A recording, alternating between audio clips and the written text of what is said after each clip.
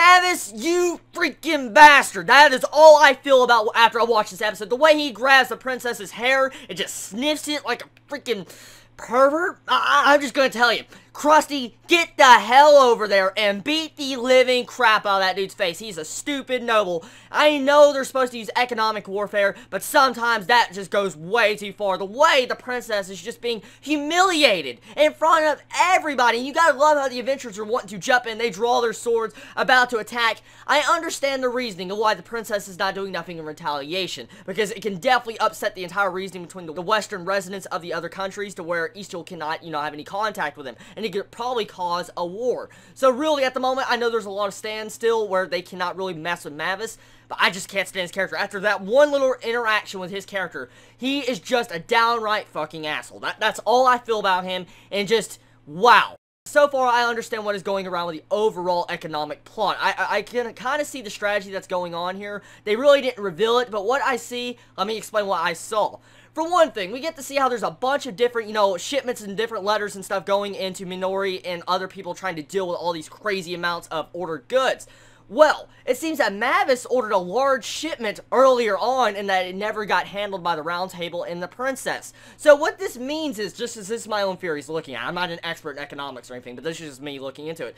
Pretty much what this means is that he's trying to ruin the relationship between Eastiel and the Round Table. And so he's wanting to barge into this agreement to where he can probably have a part of the Round Table's money and profit. So I think that's what the Western citizens of the Elder Talon line is trying to do. So far, that's overall what I see. I don't know if I'm exactly correct on that, so don't, butcher me on that one. But anyways, I enjoyed this episode. It had a lot of epic moments, especially that, middle section when we go into the previews. You get to see all three villains in glasses. They smile freaking evilly in the segment. They're red smile. That's just so freaking hilarious. I really need that freaking screenshot probably as a wallpaper on my desktop. That's just how badass it looked.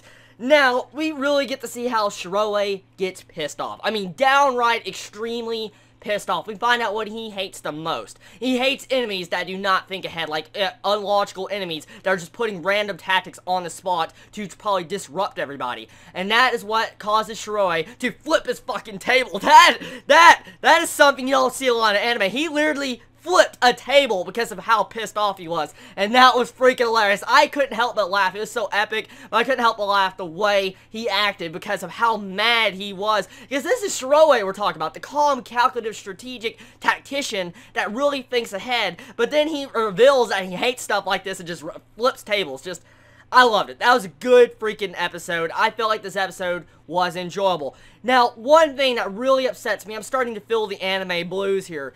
Next episode is the last episode. I'm so upset with this because Log Horizon has been such a good series. I've loved every moment of this series. It's just been such a fun ride. So much better than I ever imagined. And I couldn't believe how an anime like Log Horizon could be this enjoyable. Really, I thought it was going to be a Sword Art Online clone or a Hack Sign clone. That's exactly what I thought Log Horizon would be. I really didn't. Before I jumped into this series and started watching it, and you all told me, I never knew it was actually connected to the Mao Yusha, the entire economics anime that I really enjoyed in the certain little bit of light novels I read of it. So, honestly, I enjoyed this series for what it was. I really have enjoyed every moment of it, and I really want to see a Season 2 of Log Horizon because this series deserves it. It really does. We don't get a lot of economic anime that are really good. When economic warfare in anime can be portrayed well like Log Horizon is doing, it definitely deserves a Season 2 because it's something not a lot of creators and writers can really do in anime or manga because of just how hard and how much, strategic value of writing they have to put in. Because, I mean, honestly, every time I watch this different type of warfare going on, especially how we get to see all these, shipment goods come in, it reminds me a lot of Spice and Wolf, and Spice and Wolf had a lot of stuff like that, so this is why I really enjoy it. I'm constantly comparing this series with Spice and Wolf in different aspects. I'm not actually comparing the quality of the series, I'm comparing the actual tactics, the way they try to use economics, and so Log Horizon is doing good in that regard.